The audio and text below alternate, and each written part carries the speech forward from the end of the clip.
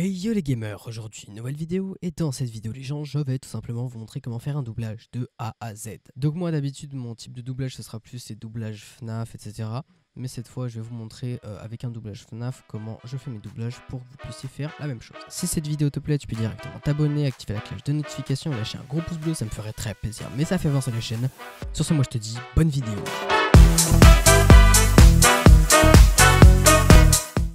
Donc pour commencer, vous allez ouvrir votre logiciel de montage. Moi, c'est Adobe Premiere Pro. Une fois que le logiciel est ouvert, vous créez tout simplement un nouveau projet. Donc moi, ce que je vais faire, c'est que... Enfin, j'ai créé un projet déjà. Donc, très important, si je peux vous donner un conseil... Non, c'est pas ça. Merde, je me suis trompé, voilà. Donc si je peux vous donner un conseil, prenez votre vidéo et faites aussi en sorte de... Comment dire ?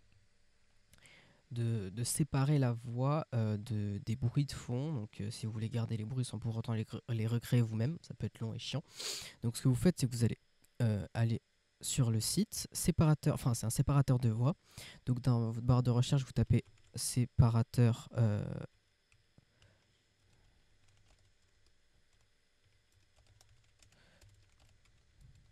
voilà, séparateur de voix. Merde, c'est avec un X.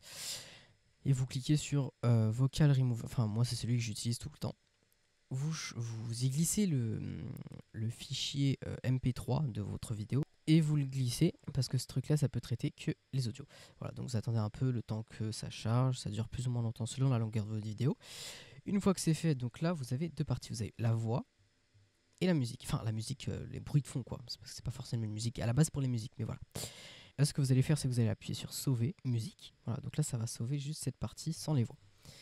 Donc moi je vais pas le faire parce que je l'ai déjà fait. Ensuite, vous retournez sur votre logiciel de montage.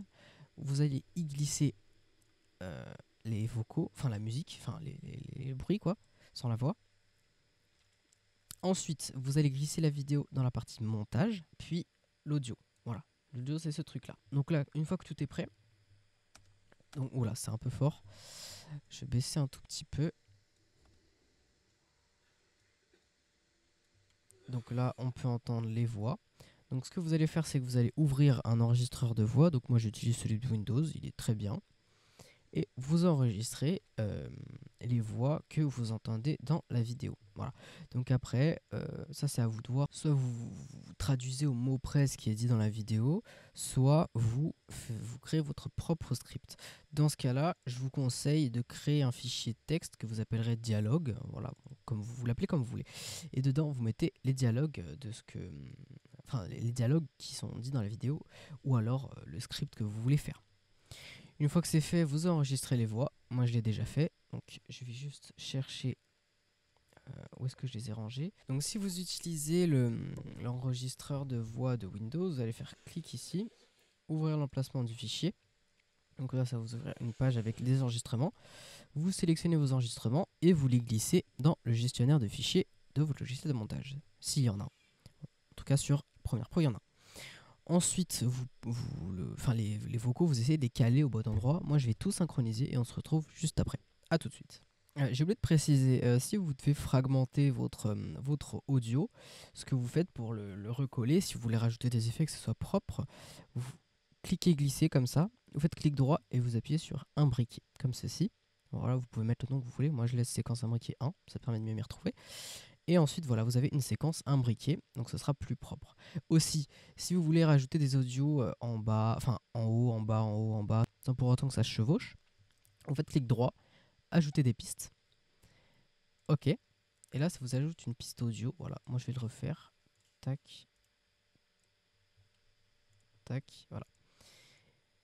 Et si jamais vous avez besoin d'un peu plus de place, voilà, vous descendez ça parce que si vous copiez un audio, regardez ce qui va se passer. Voilà, il va se coller là obligatoirement. Que si j'avais laissé c'est l'audio de la vidéo de base ici, on aurait un bout en moins. Ça, c'est pas bon. Donc, moi, ce que je fais, c'est que je descends ça pour éviter que ça arrive. Voilà, une fois que vous avez synchronisé tous les audios, vous pouvez à ce moment-là rajouter des effets sur les voix. Donc, pour rajouter des effets sur les voix, vous allez cliquer sur effets audio, juste ici. Et là, vous avez tout ça. Voilà. Tout ça, c'est des effets que vous pouvez rajouter. Donc, je vous laisse découvrir un peu. Hein. Moi, j'ai déjà j'en ai déjà certains que j'utilise tout le temps.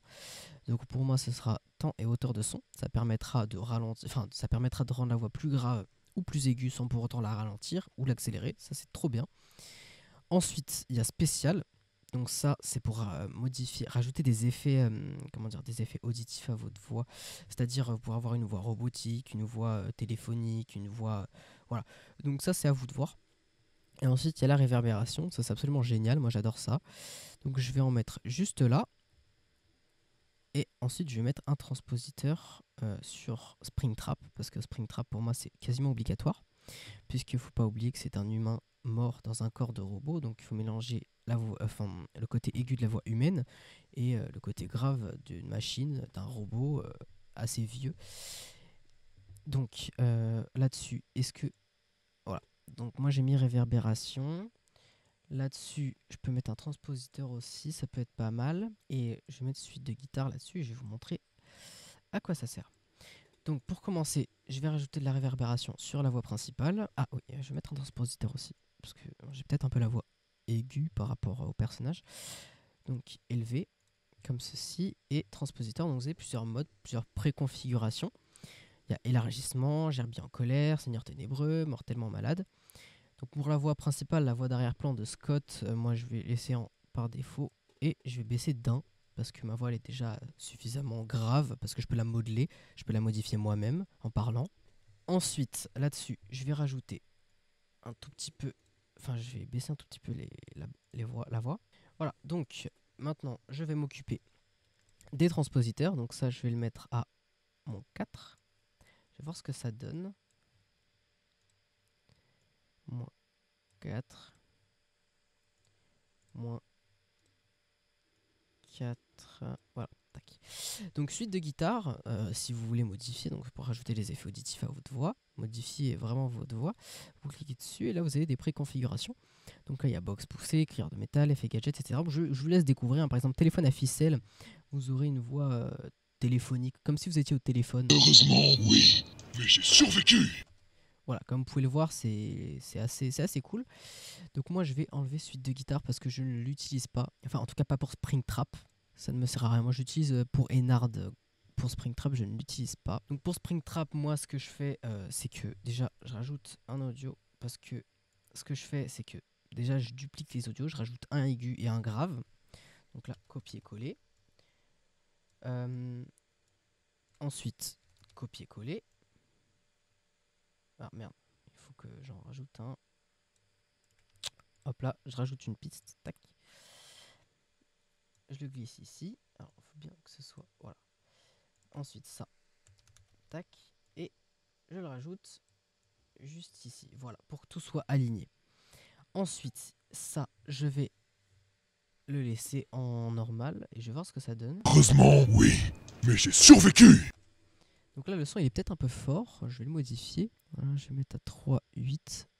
Heureusement, oui. On va peut-être mettre à moins 5 en fait. Mais Moins 5,6. j'ai survécu. Alors ça, je vais peut-être le mettre un peu plus grave, moins 6. Ce que je fais aussi, c'est que quand je rajoute quand je mets plusieurs fois le même vocal, je les range bien. Donc au-dessus, je mets grave et en dessous, je mets les aigus ou inversement. Comme ça permet de bien me retrouver quand je cherche que je veux modifier. Ça permet de pas cliquer partout pour chercher ce que je veux trouver. Malheureusement, oui, mais j'ai survécu. Voilà, donc là c'est pas mal. Je vais augmenter un tout petit peu ça. Tous en communication. Tu as été tué. Alors juste là, je vais remettre la voix en normal. Tu as été tué. Malheureusement, oui, mais j'ai survécu. Voilà, donc j'ai terminé le doublage, j'ai tout synchronisé.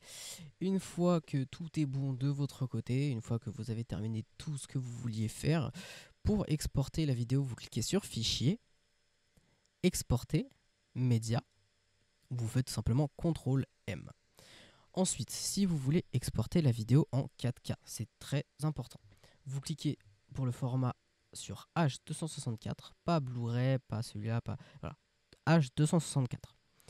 En préconfiguration, vous descendez tout en bas et vous cliquez sur YouTube 2160p 4K Ultra HD. Ça charge, voilà.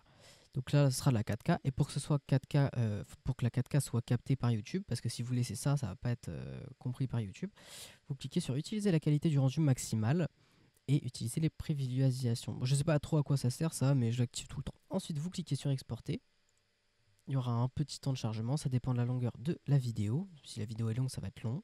Donc en général, sur les petites vidéos, c'est plutôt rapide. Et ensuite, donc la vidéo terminée, elle donne ça. Cela se termine. Pour nous tous. En communication. Tu as été tué? Malheureusement, oui. Mais j'ai survécu. Donc les gens, le doublage est terminé. J'espère que la vidéo vous aura plu. Si c'est le cas, abonnez-vous, lâchez un gros pouce bleu et activez la cloche des notifications pour ne rien rater. Et sur ce, moi je vous dis à la prochaine pour de nouvelles aventures. C'était DX. A plus.